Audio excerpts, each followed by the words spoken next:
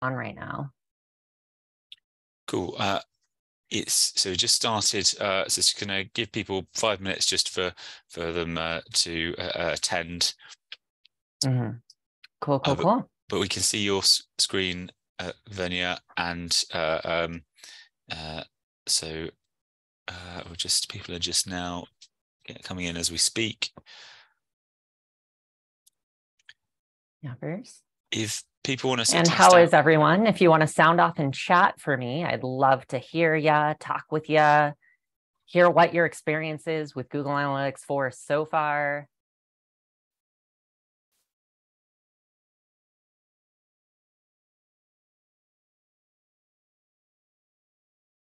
We should have some community folk kind of coming by. I know that Lori Goldman said she would be happy to join. I'm here. I just had to run to the ladies' room.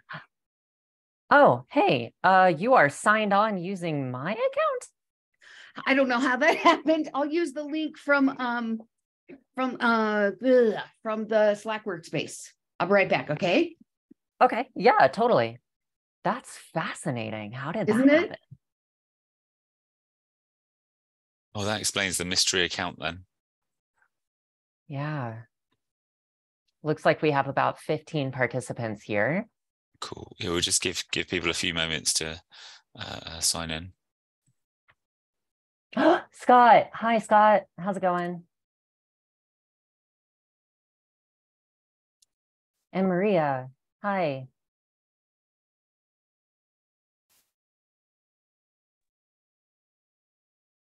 I'm back. Hello. Yeah, it looks like somehow the share link that I sent ended up getting us connected through my account.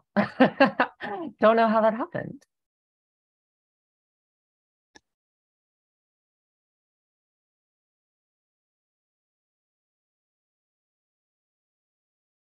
All right. We are going to need to get started here in a few moments, but as we're getting started, I would really, really love to hear what experience you have with community and also what experience you've had with GA4 so far. So sound off in the chat, let me know that. I am one of those people who absolutely adores a totally active chat. So if you have some like extra information, if you want to throw in a tidbit, show your expertise, I want to see that in the chat so that we can kind of get that active. And also, if you have any questions or if you have any problems that are even tangentially related to what I'm talking about, I want to hear that in the chat as well, because there are a ton of incredible and amazing experts also on this call who could probably answer some of your problems better than I can. So definitely make sure that you kind of make that presence known in the chat and kind of connect and enjoy other people on the call as well.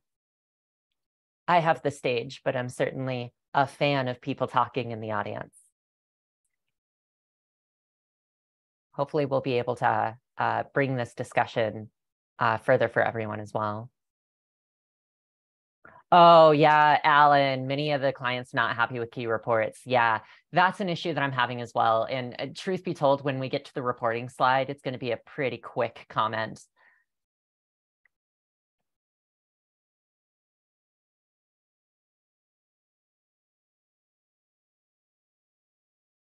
Yeah, GA for 6 years now. It's definitely the old guard in that regard. So I'm pretty happy to see that we're moving from a nice little vehicle that's kind of beaten along the track to an absolute overlander for the internet's reporting. Definitely. Yeah, I mean, custom reports are definitely going to be big money, big money. We'll talk about that. So Phil and Will, what do you say we go ahead and get started? Yeah. Go ahead. Yeah. Okay. All right. So I'll let you do introductions, Venia. Okay. All right, let's go ahead and do that then. Can everyone see the screen? Just doing a quick tech check here. Everyone can see my slides? Yep. Hopefully you can see my slides and not that I just like dumped all my coffee on me. All right, perfect. So I want to talk about Google Analytics 4 because you got to do it. It's got to happen. If everyone has seen this particular slide, it definitely made me panic a little bit. Google Analytics 4 has been around now for a small while, and we're now at the point where it's sunsetting universal Google Analytics. So you have about 5 months now. All data will stop processing in your universal account on July 1st. But you probably got this mail in your inbox around March. It was pretty terrifying. And it says, hey, starting in March, we're going to start a transfer process. So they're effectively forcing you now to move from one to the other. We see this a lot in SEO, especially search engine optimization, where they're just changing the algorithm as needed. And it's kind of just them being polite, sending things forward to basically talk about the Universal Analytics account moving into Google Analytics 4. So what we're going to do is we're going to talk about this, right? Like, what exactly is this going to impact for our businesses moving forward? And especially as the internet has grown and developed, Universal Analytics doesn't necessarily cut it anymore. And we use the internet in completely wildly different ways. One specific aspect is with online community, which is my specialization. So a little bit about me. My name is Samantha Venia Logan. I actually do go by Venia, and I am an online community architect. I study the social science of online communities so that I can help my clients build really good spaces for people to self-disclose, connect, and create peer-to-peer connections. And then I turn around and use those case studies to teach community managers of all different kinds how to build better virtual worlds. So I actually started building online community way back in 2012. I started a YouTube channel. I was primarily in the LGBTQIA space, the queer space, where I wanted to talk about all of the problems that queer people faced with expressing their identities online. And before I knew it, I ended up with 4,400 people, all unable to be authentic and out with who they were. And I needed to get them resources for brick and mortar individuals into online spaces so that people could access those resources without potentially outing themselves. And I didn't know how to do this, right? Like, it's incredibly important to recognize that the way that our marketing back in 2012 and 2013 worked was very dangerous for those individuals. So it's been a base level question for me. How do you measure online community health? And how do you do it in a way that lends credence to your finances without endangering your audience? And you can tell, like, that's been an issue for us since like GDPR. So in order to learn this, I did two things. I went to school and I got a degree in communication and in anthropology with a specialization in the study of virtual worlds. And after that, I knew all of the things that I needed to know, but I didn't really know how the internet itself worked. So I went to Ryan Dice at Digital Marketer and I asked, hey, can I be your marketing intern, spend time in every single one of your departments? And by doing so, I learned full stack marketing for over 15 businesses across multiple verticals. I was full-time sometimes, I was working in contract business other times, et cetera. So I became a full stack marketer. And then after that, I launched directly into the thing that makes my heart sing. It's what I'm doing now. I launched sociallyconstructed.online, which is an organization, a consultancy that's all about helping you build better online spaces using the power of social science, and then turning around to teach community managers how to do it. So kind of coming back to ground on this. Let's talk about Google Analytics 4. Just real quick, UGA, if you are entering late, UGA leaves, it stops processing data on July 1st. That's a big, big, big deal. And what's worse is they've started migrating people from Universal Google Analytics into GA4 almost forcefully. You can opt out if you want to. It will move into your Universal Analytics property, your July property, starting in March. If you want to turn it off, you can pop into GA4 Setup Assistant in your UGA account, and then you'll see this nice little pop-up, hey, turn this off. But that's not really going to work, right? We have to figure out how to use this plan. So borrowing the words of Chris Mercer, he's one of my favorite measurement marketers out there. I consider him a big mentor. I want to go about learning Google Analytics 4 in 3 main steps, 3 main processes. First and foremost, you need to plan big. You need to understand exactly what your measurement journey is going to be, what your precedents that you're looking to set are going to be, and then how you're going to build momentum, both in your business and in your online community. And the entire time you're strategizing that, you need to figure out, what are my touch points? What are the conversations that I need to have? But do me a favor, right? Like, that's a really, really big chunk. Strategy is a big thing. But the reason people fail at strategy is because they plan this big thing and they assume it's all going to stay the same. They run into one small problem and it absolutely fails. So do me a favor, progress small. Take that small bit of plan, and the second you run into a question, ask yourself, how can I test this? What progress can I make on my strategy right now to intentionally make a mistake? Because mistakes make better plans. And that's a big part of that get good, then get better kind of stage. And I just want you to take that process one thing at a time.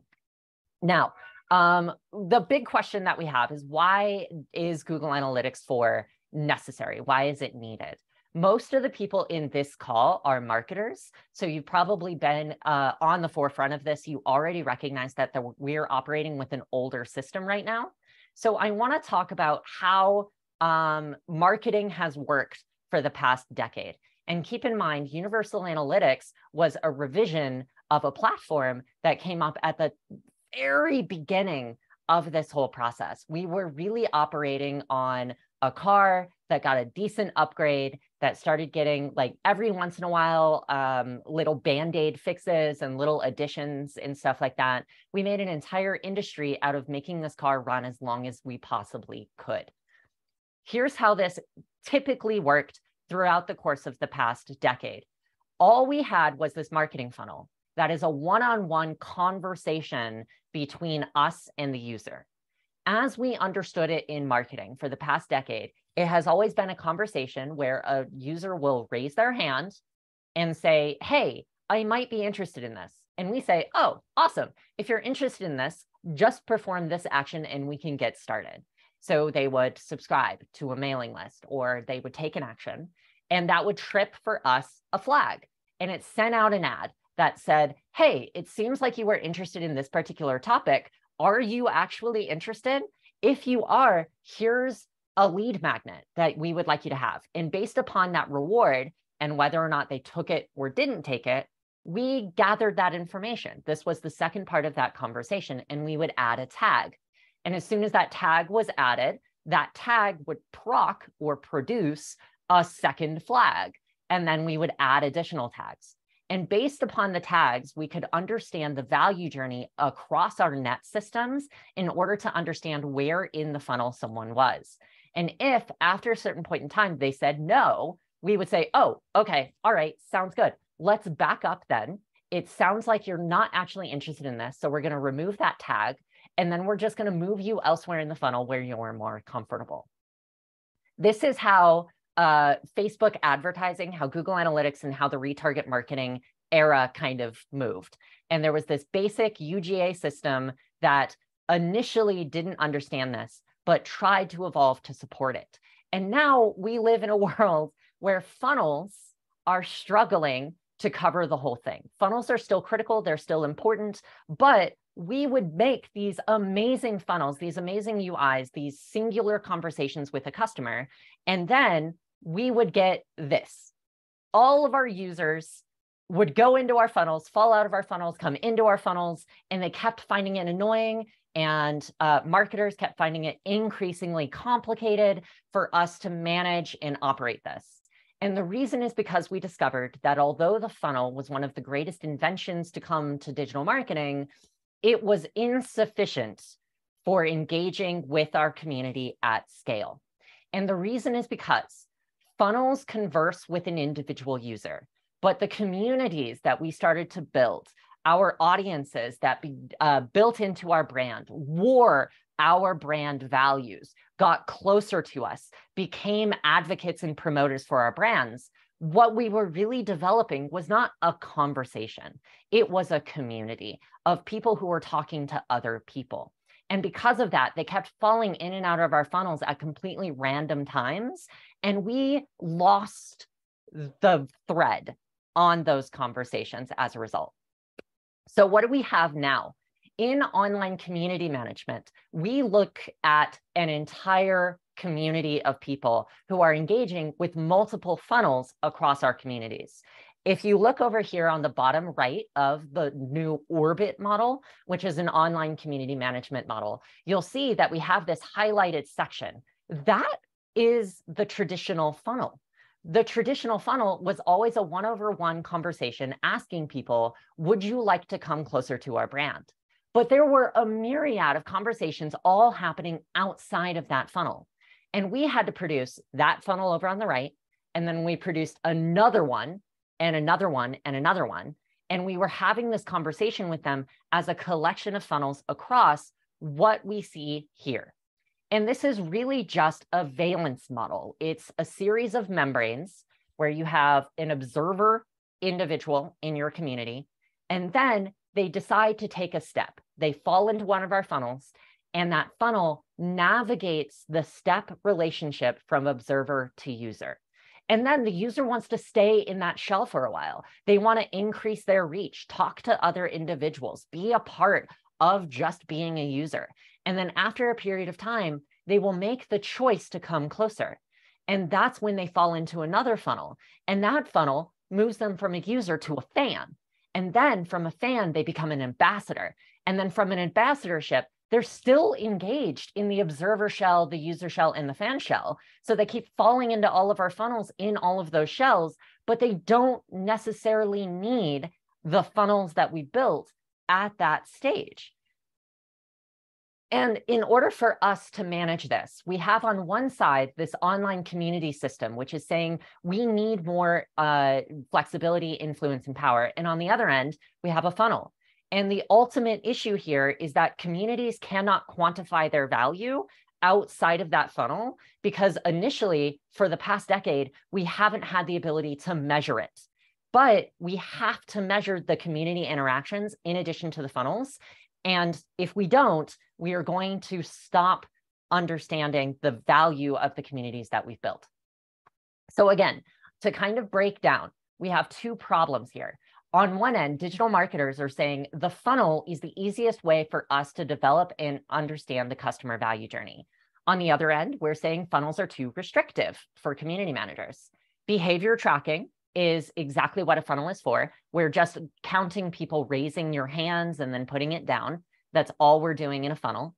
And then on the other hand, it's like, well, because users have to perform an action to tell us what they really want, we can't really focus on anything other than behavior.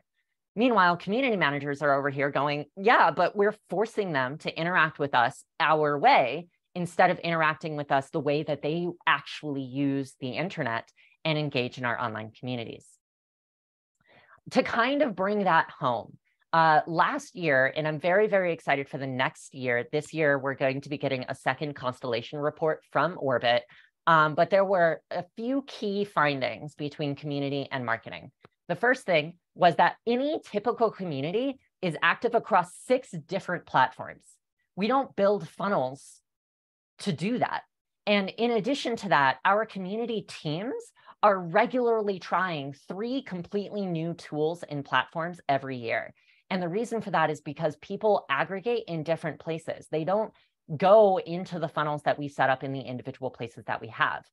So we need to manage better automation, better integration. We need greater data enrichment that allows us to have cross-platform development, cross-community interactions, and we can't just be using the tools that are comfortable for us. We can't just use Google Tag Manager and Google Analytics to measure all of our business inputs. We have to include other softwares and other tools. And so it is in all of this interface that multi-platform measurement came about. So community managers now have entirely new tools that marketers haven't even been involved with.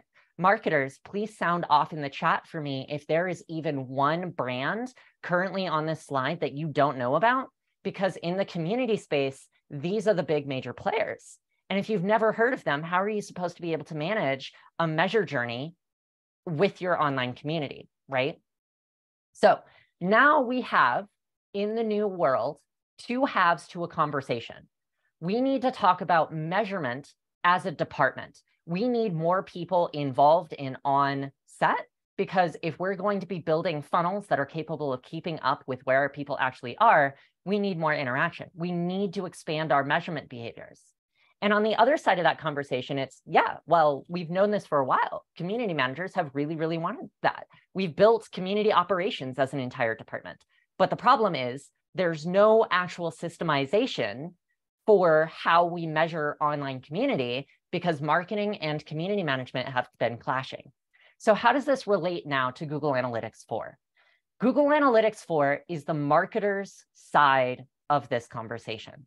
And that's why I think it's very, very critical that we talk about this. This is front-end data analytics. What behaviors and actions are occurring on our websites, and what does that say about the larger community we're involved in? Now, there is a part 2 to this conversation as well, and I just want to mention this right now. In this upcoming month, in March, we are going to have part 2 of this conversation with a CLG workshop on measuring the community data fire hose.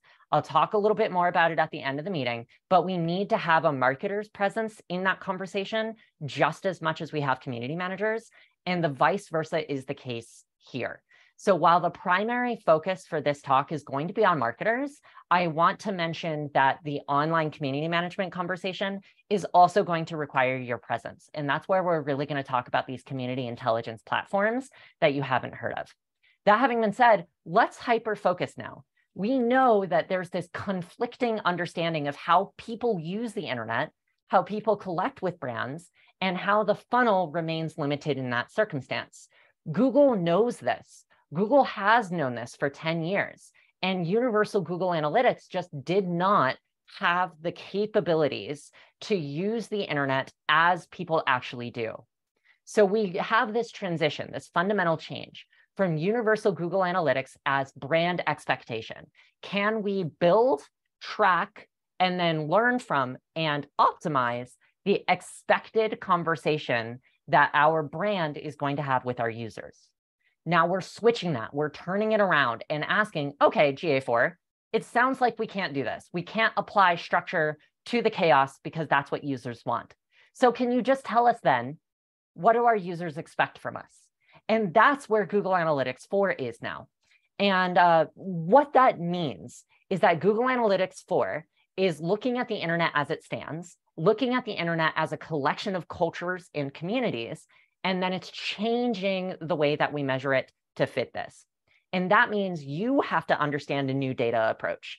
You have to use that new data approach to understand the current strategy that you're putting into place. Only then can you look at all of the different changes in Google Analytics 4 and really reposition your Google Analytics processes in order to move to this new paradigm. So what is this new method? This new method is that we have to recognize the internet is a collection of cultures, and cultures, communities, are social scientific. We cannot measure them unless we understand the social scientific process. So I want to take you back to your 6th grade year, where you learned about the scientific method. The scientific method is an incredibly robust process for understanding individual pieces of a topic. But the scientific method was insufficient all throughout the history of social sciences for us to study online cultures. And what that means is social scientifically, we view communities very differently. So here's the definition of community that I've built based upon my experience in social science. And I say that I built it, but in truth, this is actually an 80-year-old definition. And I want to be very clear about that. This has existed for a very, very long time. A community is a well-defined unit of culture. It has a set of shared attitudes, values, goals, experiences, practices, and artifacts that characterize a defined group of people. Now, the data scientists in the room may look at this and just be like, oh, awesome, great. If we can apply a metric that talks to people about how they interact with each of these individual things, bam, we have our new measurement paradigm. And you would be correct. That is, in fact, how you would do this. But there are significantly more complicated aspects to this.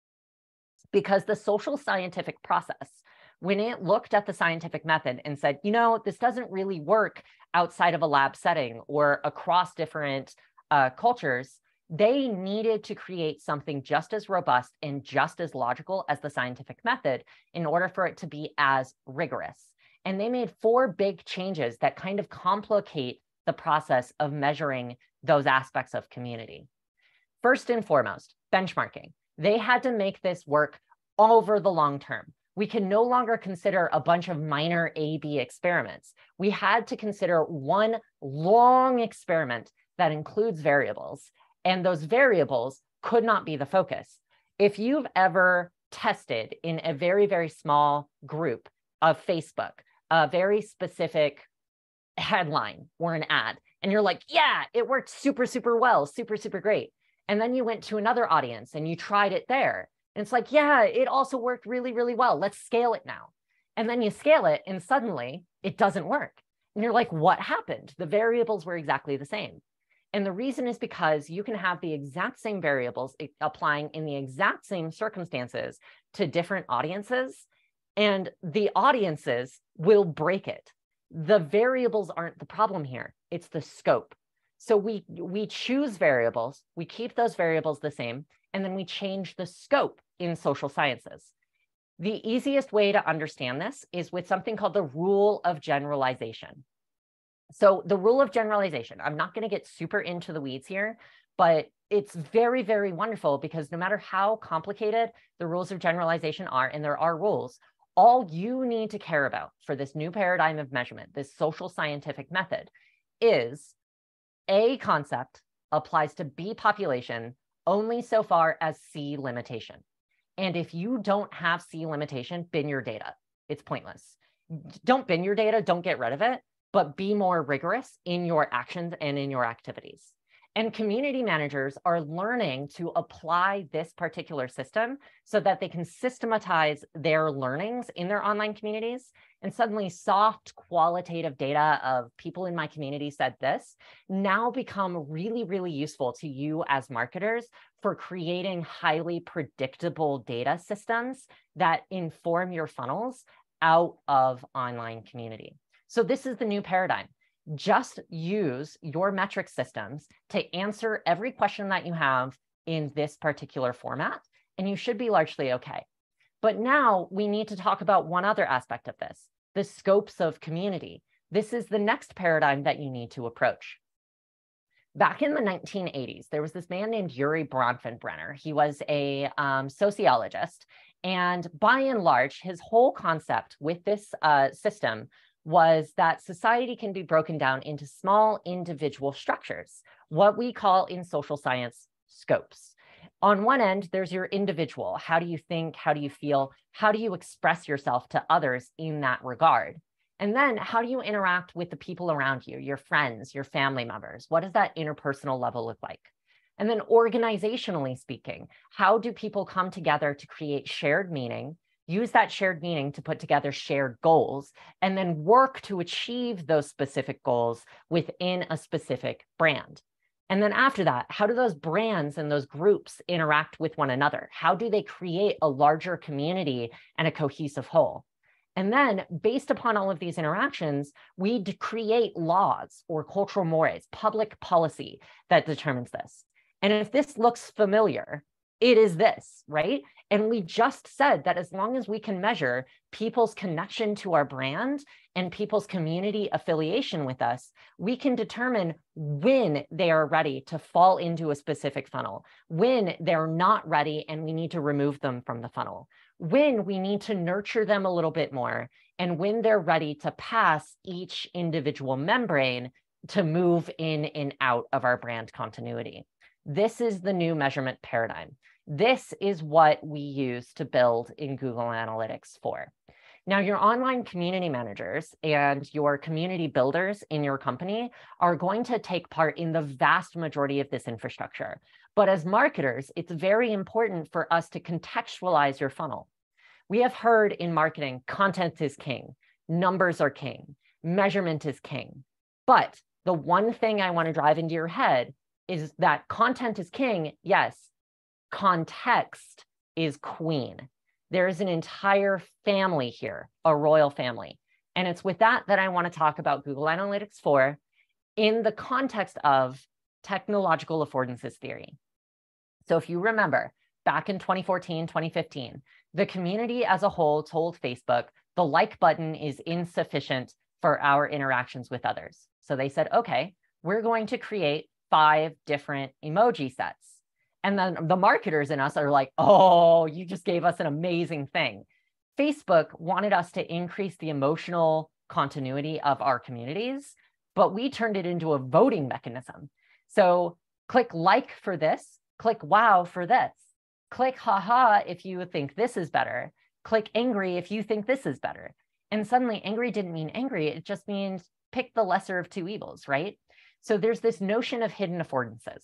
When we build something technologically, like Google Analytics 4 has, the toolbox creates specific limitations in its use. And socially, culturally, we work around those problems, as we always have. This is how universal Google Analytics developed. Now we have a new technology, and we're going to discover the limitations of this new technology and also all the fun ways we can break it, all of the things this technology affords us. So Google Analytics 4 created a toolbox that is as open as possible to how people will use the internet in our individual community spaces. To do that, they dropped the funnel limitation. We no longer have to set up goals. We no longer have directly limited views in each of our Google Analytics properties. Our goals no longer have to be set up based upon information coming in prior. We can now set that information on our website using Google Tag Manager. And then using Google Tag Manager, we can play with the data as a completely open data lake within Google Analytics 4. What helps us do that is an events data format. We're already pretty familiar with this for our paid advertisers in the room. You're already familiar with Facebook allowing you to implement a series of custom ads, but this has been expanded in Google Analytics 4 to allow one event to have up to 25 pieces of information collected per event, which is incredible. It has created more feasibility for custom parameters. And doing so, it's given us, if you remember how that traditional funnel system works, it's a tag and flag system that allows us to change and adapt all of our funnels to match the audiences that we build in Google Analytics 4. And those audiences are now exportable. We can now export those into other systems, specifically to understand the different audience demographics of our online communities. That's so critical and important.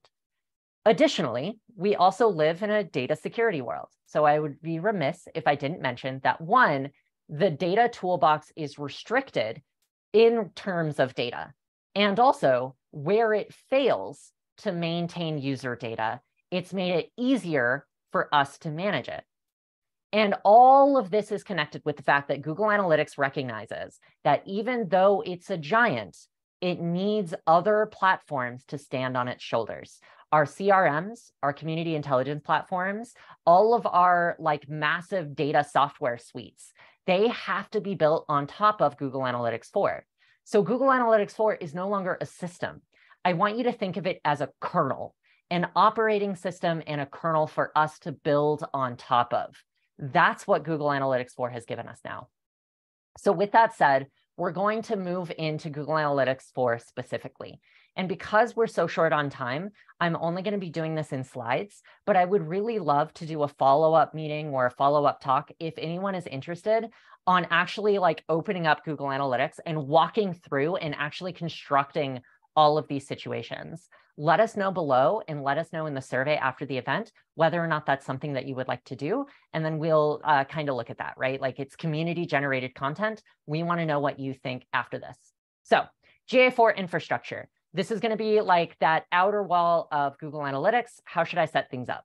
The most important questions here are account-wise. Your community team needs to have access to Google Analytics 4. This is no longer sending out reports.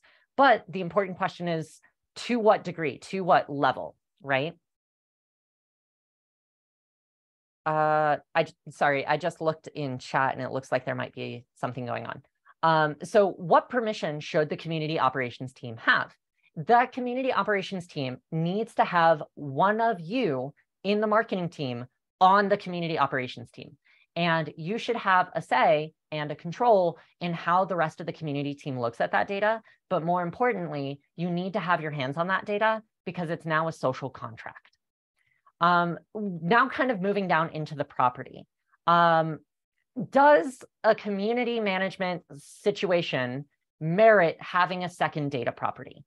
I will say that for bigger companies, probably, because you might run into issues with custom events and custom parameters conflicting with what happens on your website. But by and large, I would say no, because your community is now a part of your funnel.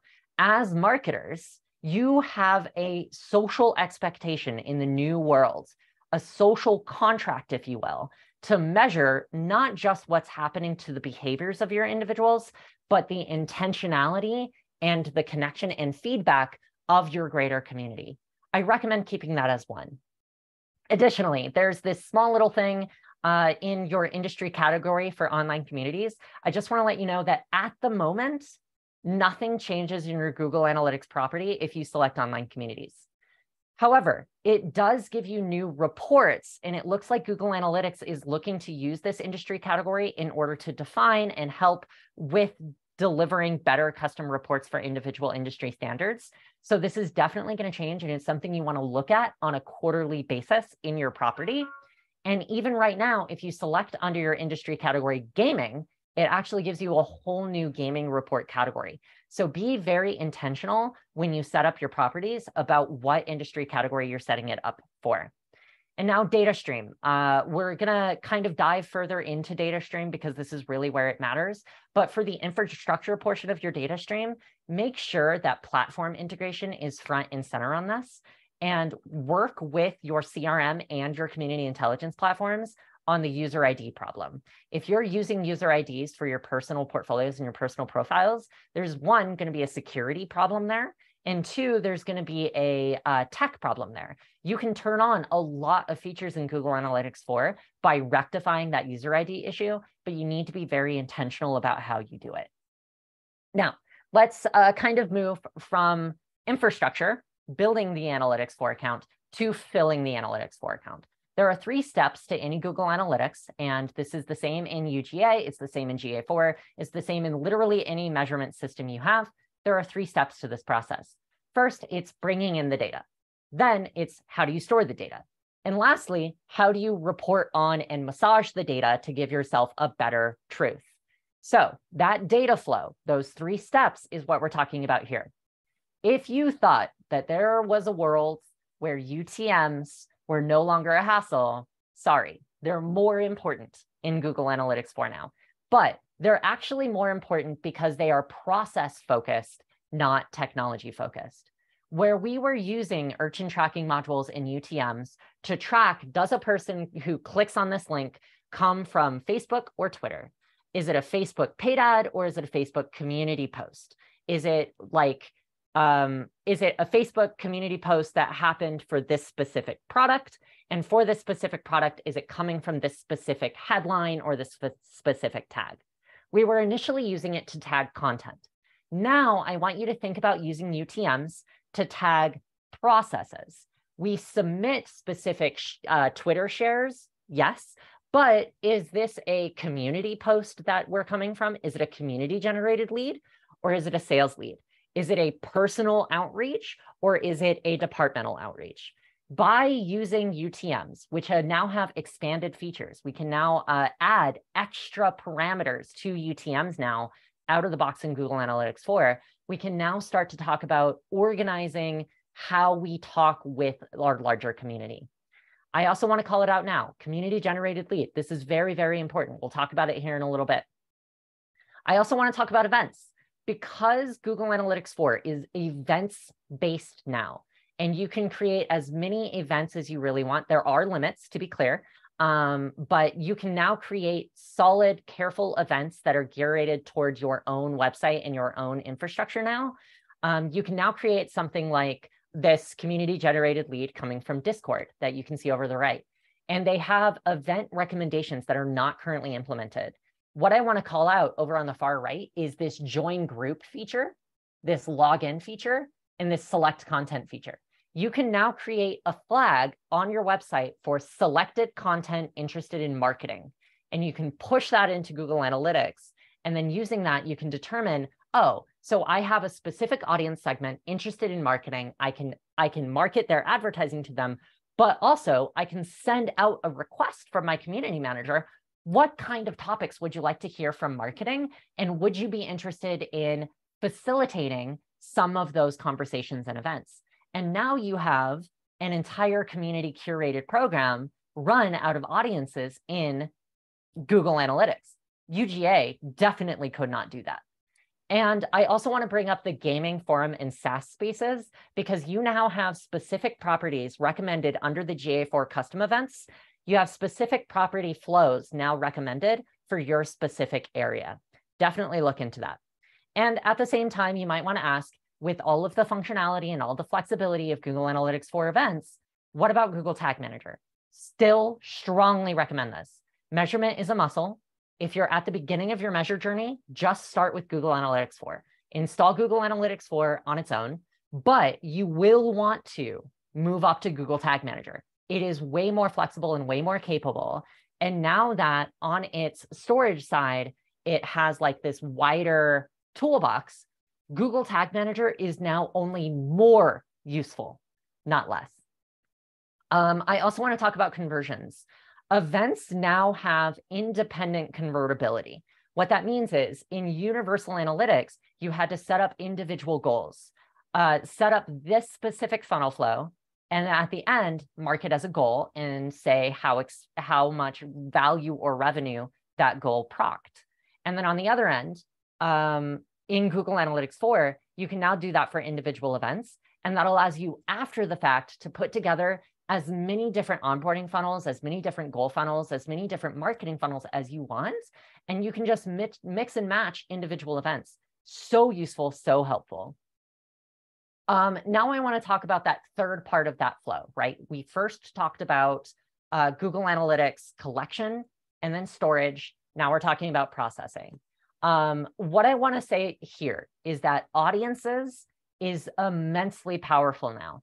And further, audiences, by virtue of using the event system, your events don't just need to go to Google Analytics 4. Using Tag Manager, you can push them to your CRM. You can push them to your Facebook implementation. You can push them to Google Ads. You can push them to a community intelligence platform, should they be willing, Common Room and Orbit and other systems. And because of that, you can now use your Google Analytics 4 audiences to identify exactly who you need to contact, make changes, and inform how your community intelligence platform and your CRM are going to interact with your local communities. With Universal Google Analytics, you could do that, but you required entire reports. It was a month-long project figuring out what happened. Creating your audiences was a thing that you had to repetitively do over time. Now, by understanding what you can see in your website code and in Google Tag Manager, you can use Google Analytics 4 to answer those questions way faster. Audiences are now way more flexible and way more capable of catering to the community environments. So reporting, if I remember correctly, and let me actually take a look real quick at the comments. There was one individual Alan, you mentioned here, gives me the chance to make a lot of custom reports because the reporting in Google Analytics is terrible. Here's the reason. Google Analytics 4 is a starting point. In your muscle journey, Alan, you are clearly not there yet. I don't actually recommend using Google Analytics 4 for its reporting purposes, but what I do recommend using it for is a sandbox for you to understand what Google Analytics 4 can tell you. So first, learn, set a precedent, understand what the data is doing, figure out what precedents you need to set in your community, and then go build something in Looker Studio. Google Data Studio, Looker Studio is my preferred BI tool, actually, but there are a ton of other amazing BI tools that you can now use. And if you want to get like super complex, you can even use something like Bitergia Analytics, which is an incredible open source software system that's ridiculously complex. It's data analyst levels of complexity, but it's totally available for you to use for your Google data and information. Alan, it looks like you responded. Not using and building reports in GA4, it's a data studio source for Looker Studio. Exactly. Looker Studio is definitely that area for custom reports. I also want to talk next month in part 2, I'm going to announce this template, but I recommend that you start building your data for your Google Analytics reports as what's in it for me dashboards. So create one that's an executive summary that's entirely focused on community ROI, one that is laser focused on what your team for your community team is looking to resolve. You're looking to set a precedent. I think that this is important and healthy for my community, and then build momentum for that precedent until the community is doing it themselves. The marketers will have a very critical part in that because marketers will want to set specific precedents. We would like it if the community performed this behavior more frequently. Can you do that, community manager? And then the community manager comes in and says, okay, so a main stakeholder goal or for our marketing stakeholders is this. Community, how would you prefer we do this?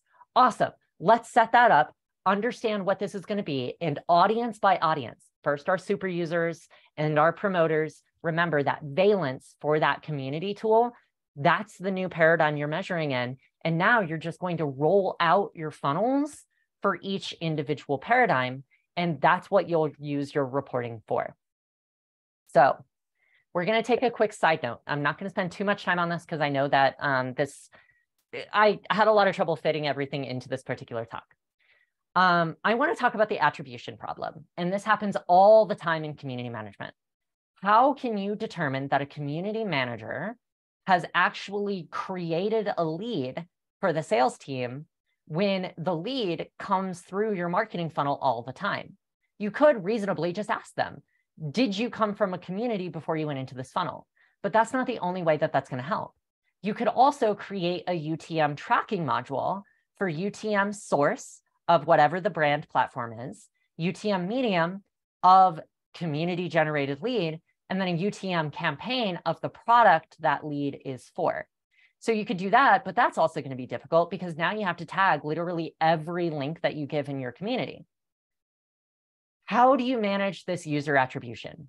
The cool thing about Google Analytics 4 is that user attribution is AI powered and data driven, but also they understood that this problem doesn't just occur for paid ads for Google advertising. They attributed that entire attribution model for Google Analytics 4 into the event path. So you can now push your attributions as parameters into the events that you launch, which now helps to answer the problem. Is this attributed to my sales funnel? Is this attributed to my community funnel? Or is it maybe both?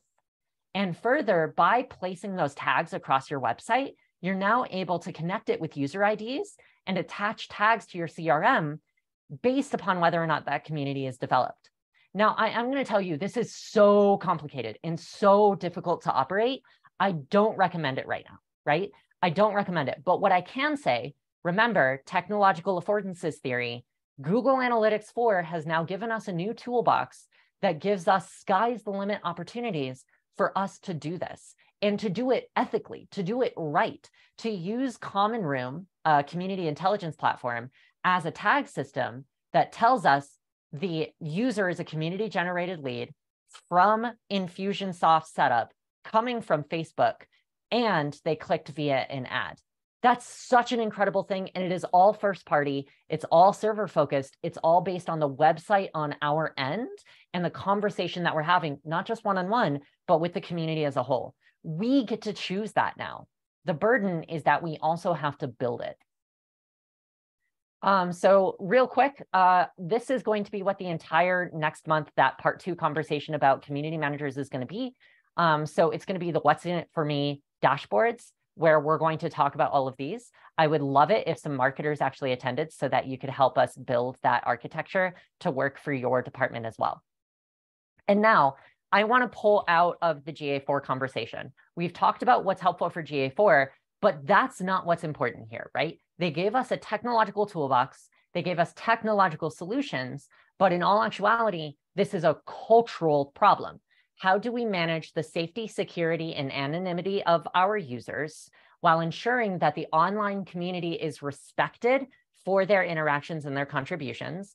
They get to stay in the valence of the community that they want until they want to move forward.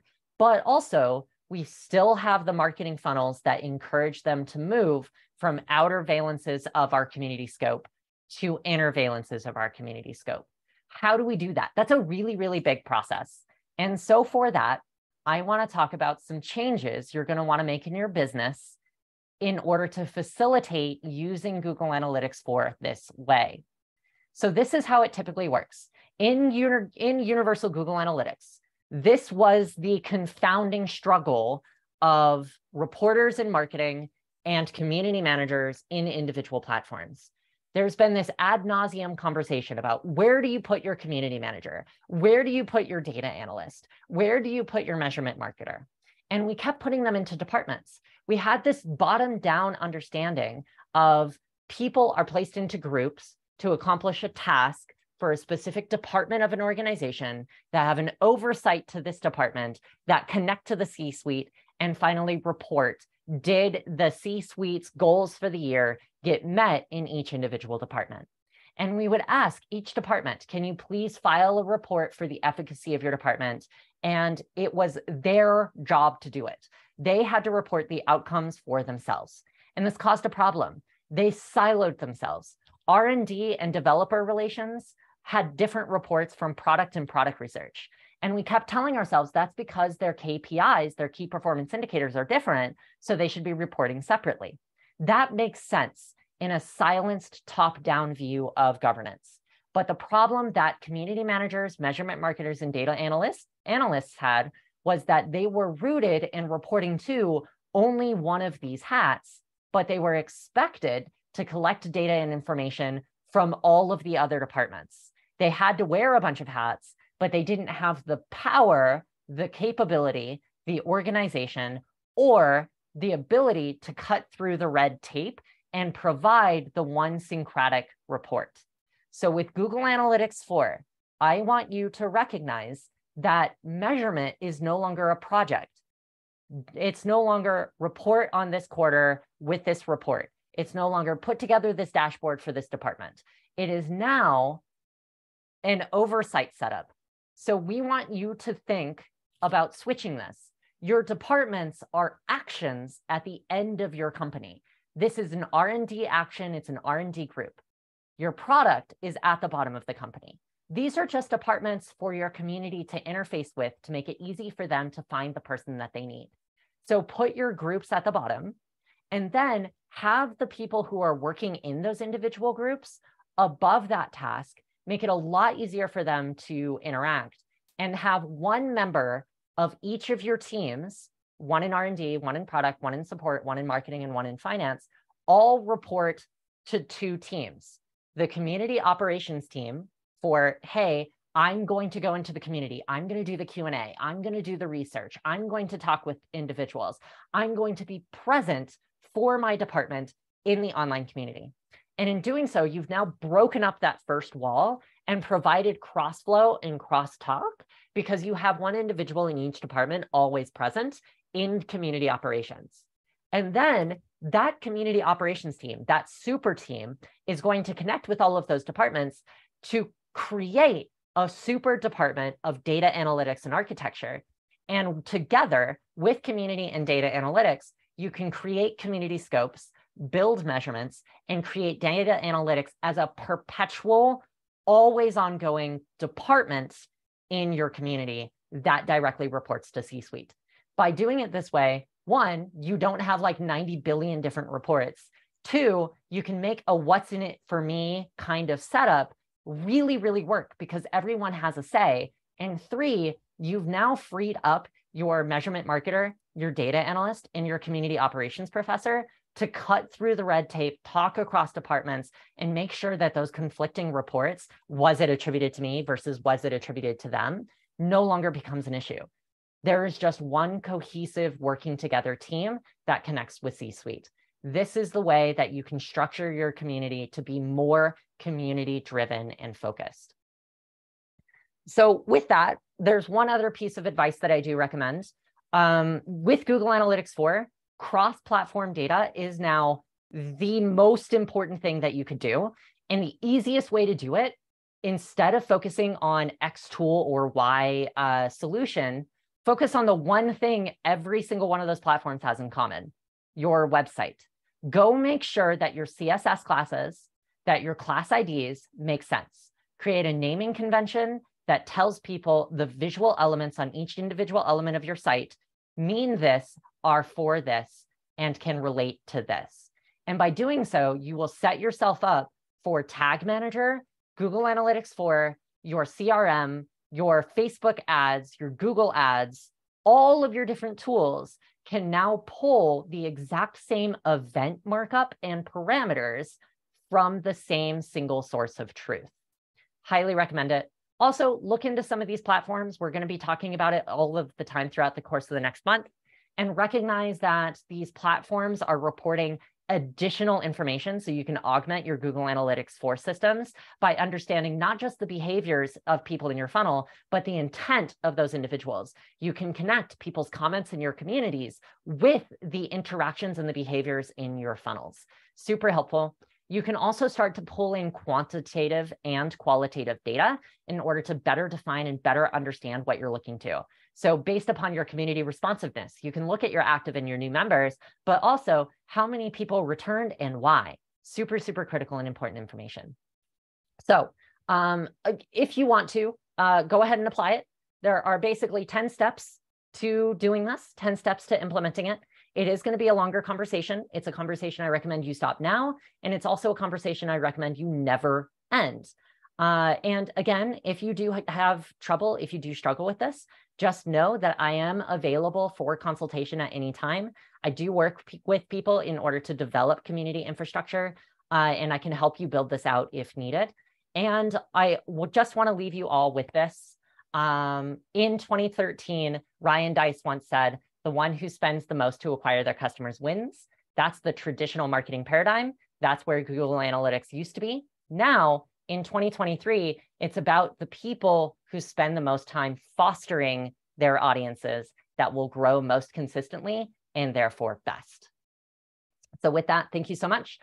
Here's a link to part 2 of this talk if you want it. And I also want to say thank you so much to the Measuremind team.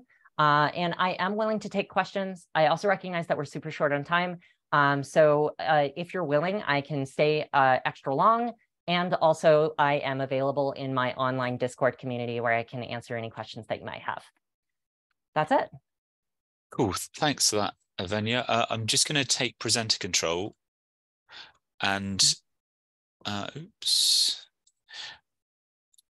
If you have feedback for Venia, if you scan that code, or Will, if you post that link into chat, it should take you to a feedback form. So if you've got questions or suggestions, whatnot, if you fill it in via that form, we can relay that through to Venia. And I'll just give people a second just to grab that.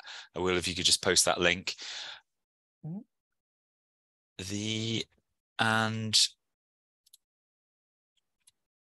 Okay, hopefully people have got that or snapped it. Cool. The other thing, another sort of photo opportunity here. So we've got our GA4 event Mark II that we're going to sort of do in literally about a month's time. So if you're interested in that, please sign up. It's totally free. It'll be a full day of GA4 training, tips and tricks, and with a variety of presenters. If you either scan that link or grab the link there, so bit.ly/GA forward with a 4 2, it should take you to a Zoom registration page. Again, Will, if you could post that link into chat. We're going to start kind of marketing that soon. So Venia, there were 2 or 3 questions actually in chat. So from Scott Shannon.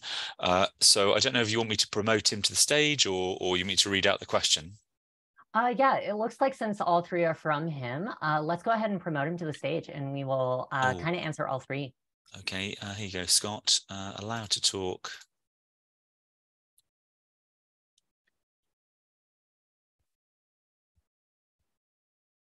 I don't know if you can hear us, Scott. Otherwise, I can read out your question. Can you hear me okay? Yeah. Okay, great. Yeah, so I was just wondering, it sounds like a lot of this approach, I mean, you mentioned like Discord and, people can be all over, Facebook, wherever. So the main strategy, I guess, is still driving people back to the site. And that's where GA4 is most helpful to kind of measure that inbound traffic. And if you have UTM codes, who they are, where they came from, what the promo was they saw, et cetera, maybe, what group they're a part of and so on. That's kind of the main thrust of the approach, I guess, right? Is the drive to site?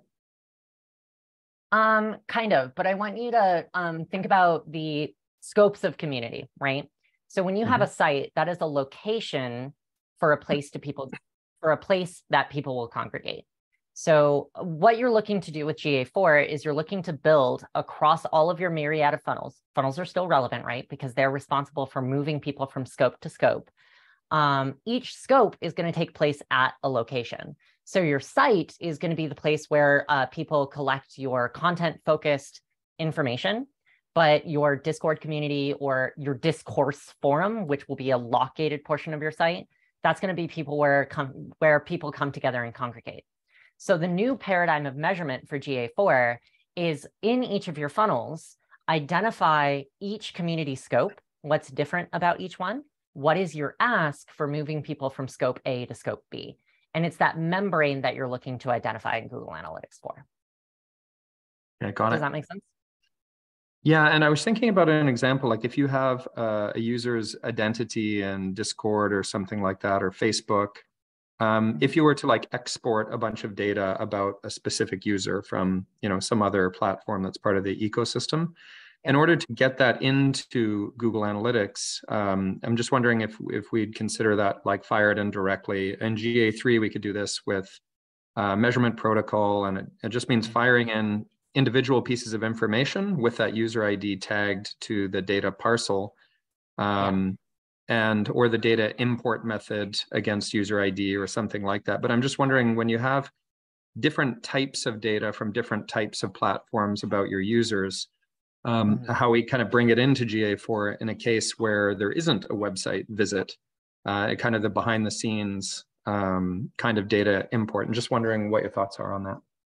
Yeah, so as I said before, GA4 made this a billion times easier because it's now event-based instead of being based on goals and values and sets. So you don't have to set it up before the fact, which means you can now collect data across 3 different touch points. So before the fact, you have UTMs, like community generated lead, and UTMs are now more expansive. Instead of having 5 different sections, source, medium, campaign, content, and term, now we have 8, maybe in many cases and possibly in the future more, and you can create them custom. So you can now do it on input. You can also do it on export because we've been able to do this with Google Tag Manager and with Universal Analytics, but rectifying user ID paths has been an absolute nightmare in Universal Google Analytics. And like you said, it's possible now for us to import through. With Google Analytics 4, we can now rectify those user IDs with your CRM and with your community intelligence platform way more easily. And by the way, the community intelligence platform is new. So you might want to interact with the data analysts for each platform that your community manager chooses in order to do that.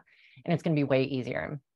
My recommendation is to just do surface level studies. What audiences do we need in Google Analytics 4? And then use Google Tag Manager to push all of that data to all three simultaneously, and use Google Analytics 4 to inform the infrastructure for the other platforms. User IDs are a lot easier in Google Analytics 4 is probably the more simple answer for you.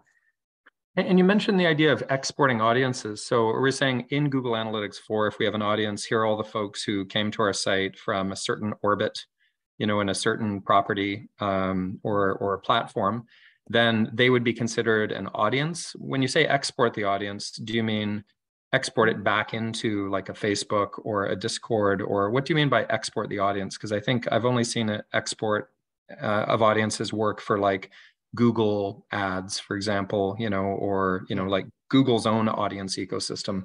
But do you mean to get those audiences out into other places? Exactly. Yeah. So like we were able to do it for Google Ads, which was like what powered the base of Google Ads retarget marketing. And we also did it with the Facebook pixel, right? Where it's like based upon the event tags that are set, here's two settings, here's my exclusion, just pull any data that came from here and then port it in. So Google Ads could do that. We could jury rig it with the Facebook pixel. Now we can do it just standard, just exporting, and then you can port that into a community intelligence platform, or you can learn with your community managers, anyone building community in their departments, you can ask, so the community intelligence platform has these specific tags and these specific segmented audiences. Is this congruent with Google Analytics 4? If not, why not? Okay, thanks. And my third question is a little technical, so we can skip that one. Yeah, that's great. Yeah. Thank you. And you also had a question on website tagging. Actually, if I could just add some comments. I think sorry, my voice is going a little bit croaky here. I think there's a good point that's been mentioned about like GA4 not automatically sending what was in GA3 counted as a social kind of in-page event, like a thumbs up on the site. But there are ways of sending either using GTM or attaching to the GA4 kind of click event to send an additional event to break out those kind of social outclicks, or doing an event in the GA4 interface to in effect create a sort of conversion from that. But I think the other thing I think Scott's kind of alluding to is about this sort of single sign-on and trying to tie an ID across on-site with community. Obviously, Google's trying to encourage people to use like a Chrome single sign-on and then be used as the single sign-on identity.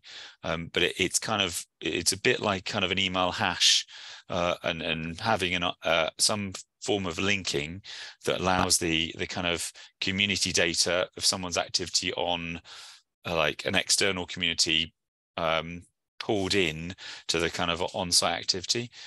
So I think that's a kind of an interesting angle, almost a bit like with display impressions and attaching that and showing that in Google Analytics, similar sort of thing. But in this case, it's kind of community impressions.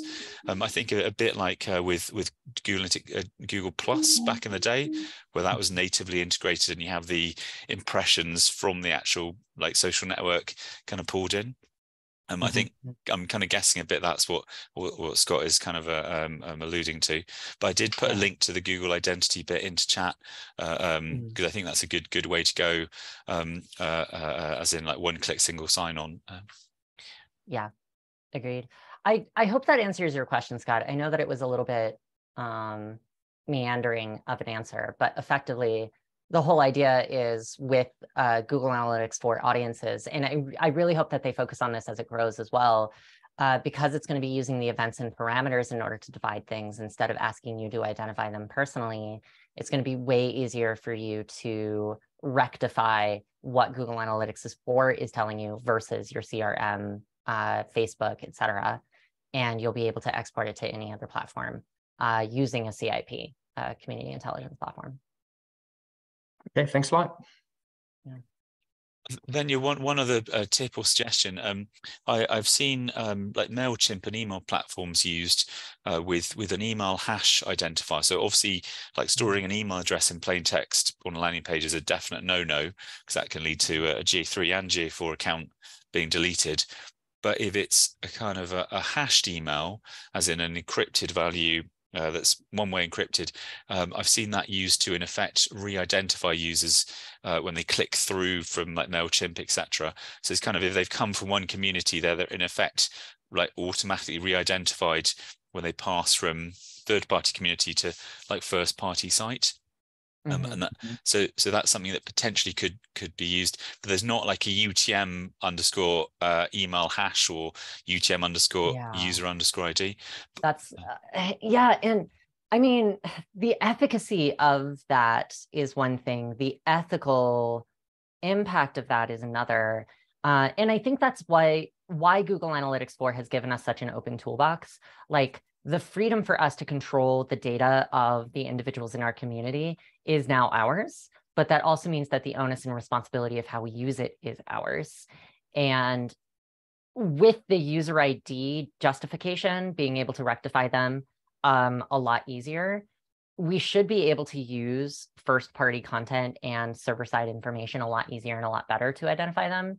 But I don't really want to talk too much about, like, should you hash an email after the PII removal and then use that PII removal in order to connect to a CRM account? On one end, like, the data never left you. It's all happening on the back end with you. On the other hand, like, I kind of feel like that breeds really, really close toward the identity issues. And I guess that's what identity services is for, but I don't know. Yeah, I think given that things are kind of moved aside from communities with Safari trying to kill off cookies, user ID tracking of some form is probably going to be a way that most sites kind of move. But yeah, I agree that it would be nice if there was a way of kind of adding a timestamp or pseudo identifier to make a user ID hash expire possibly, or time out after data destruction points. Yeah. It's kind of a bit like the only way to do it would be to change someone's email address. That's the way to reset the hash. But the I mean, as both Facebook and Google Ads are pushing towards, in effect, customer match and enhanced conversions, and user ID becoming more centric, I think it seems to be moving that way. But yeah, I hear what you're saying. Have we just looking at the chat? There's also here for website tagging, do you think document markup is better than a JavaScript data layer, or are both good approaches? Scott, that was your question, yes? Do you want to elaborate on it? Yeah, I know you mentioned just kind of updating the HTML with class IDs and so on, so you could identify a click on a Facebook, interaction or an outbound link click or something like that, kind of in a consistent manner. And I think a method that Google's been promoting for that standardization to collect data and all tags collect the same data, or at the same time, is a data layer approach. And it just means you click on a button, you surface up a unique label, and based on the presence of that label, GTM would fire off all the various pixels and tags and tracking that you have as a way to kind of simplify the architecture. And just in some cases, when we do a website update and we change, the visual presentation of a website, then tracking can break in analytics. So data layer is kind of invented as a way of separating the presentation layer from the data collection layer and ultimately the analytics. So anyway, I just thought I'd mention that to see if you see some advantage in marking up the HTML, which I think traditionally might be more brittle in terms of tracking than the data layer approach. But just curious to know if I'm overlooking something there. Yeah, as far as I'm concerned, and I think that this is very important, especially in SEO. I learned that even when something is fragile, as long as the input is well organized, well named, you have a strong naming convention and a good structure, it's a lot easier for the input of something to stay working. So my recommendation is to strongly use CSS classes and CSS IDs to identify where on pages things are and what they're for. And you're right, like that's not necessarily going to work, but it's certainly going to make it a lot easier for the data layer and for other systems as well. Your community intelligence platform is also looking at that. Like the things that load up on your site's page, the easiest things are going to be in your CSS and your HTML classes. And you're right, they are fragile. But once you do add that data layer is just going to fire on what's there. And then you can send any information from the data layer to other systems, making sure that it remains consistent. So even though it's fragile, I would think of your CSS and your HTML markup as the same thing as a naming convention. Just make sure it's a convention that doesn't break. Okay, thanks. I would add on that one, the outbound path can be used to differentiate. So on that example Venia showed on the screen, where it's like it could be the Twitter link to a home page, or it could be a Twitter share. So those could be used to split out. Is it what type of outbound or social link it is? Yes, that's intent tweet. So that could be done as two separate triggers in GTM that push to a GA4 or two separate GA4 events, and that would work kind of regardless if a site kind of CSS and stuff was changed within it. The only other annoying or the only other use cases would be the JavaScript versions of Twitter, Facebook, LinkedIn, etc., which I think Facebook disabled its ability to track those now, annoyingly. So, but I think add this and share this. Those still have kind of ways of tracking them. Although I'm not sure if add this and share this have updated to support GA4 yet. It used to be you pasted in a GA3 account ID and it outputted the social shares. So that's something I probably need to actually check. I don't know if you know, Scott, if they've updated to support GA4. I don't know offhand, no. But it's in terms of segmentation, it is very good to split out the people that like share the content, because they are in essence kind of like tribe members, you know, like consuming and promoting. So definitely good for remarketing and identifying those users. Venia, I think we're now 15 minutes over. So Sorry. yeah, no, thanks for that. I think it's a very healthy discussion. And just on a kind of a fun and interesting-ish tip. So back in the day, I used to be quite active on the Google Analytics community. Kind of ironic here, it's sort of a community about analytics on here, and they've got 40,000 members in there. So I was actually a top contributor back in the day, and Google invited me over to their San Fran like every 2 years. It was quite a good way, I found, of actually learning about Google Analytics. There's not a Google Analytics 4 as such community, and I wish they'd break out these two communities into Google Analytics 3 and Google Analytics 4, but at least there are sort of separate questions in here. So just something to mention to the audience members that, you know, they can post questions in there and use it for kind of understanding and crowdsourcing questions. And there's also a Facebook community as well. There was a few actually Facebook communities. So again, good places to ask questions and find out more. Google also had a thing called product experts, which used to be like top contributors. Annoyingly, there's not a Google Analytics top contributor or product experts category anymore, because it's dealt with via the sort of kind of Google Analytics partners sort of channel instead. But for Google Ads and stuff, there is that. So just thought I would just mention that. And I'll share my notes on GA4 gamification tracking with like unlock event and the categories that I kind of made a note of. They might be useful possibly for audience here. So this is from our GA4 cheat sheet. So I'll ping that through if that might be helpful. As I said, we've got our GA4 event coming up in a month's time. So hopefully we can sort of share the knowledge about Analytics 4 and how you can use it both for community tracking and also other kind of sites. Thank you again, Venia, for presenting and taking the time to sort of share this knowledge, and hopefully people can sort of contact you or fill in the survey form afterwards. Thanks again, everyone. Absolutely. I hope that what I had to say was helpful. Yeah, definitely very interesting, and especially the kind of that bit you had in terms of those people leveling up between different community types.